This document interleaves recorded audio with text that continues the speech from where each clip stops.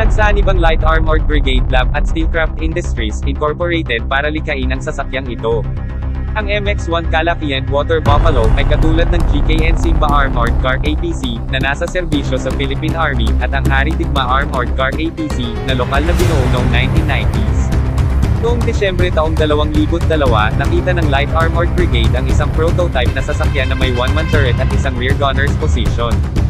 Gumamit ang sasakyan ng transmission na available sa komersyo at iba pang bahagi ng sasakyang pangkomersyo. Lahat ay nilayon upang bawasan ang mga gastos. Ang sasakyan ay may armored hull na may parehong kapal ng Simba 12 mm. Ang turret sa V150 armored car ay isang modification ng Cadillac Gauge 1 meter turret na matatagpuan sa V150 armored cars na nasa serbisyo din sa Pilipinas. Ang Floro International Corporation ay gumagawa ng isang binagong anyo ng turret na ito sa Pilipinas.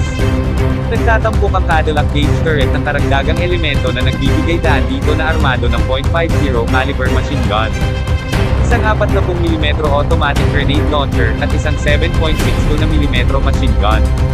Ginagawa nitong mas maraming nalalaman ng turret at nakakayanin ang mga mas mapanghamong sitwasyon. Sa mga sasakyang B150 at Simba, madalas na idinaragdag ang isang 40mm grenade launcher sa tuktok ng turret. Ito ay nangangailangan ng gunner na ilantad ang kanilang sarili. Hinahintulutan ng binagong Torrecilla ang lahat ng mga sandata na magpaputok mula sa loob ng Torrecilla.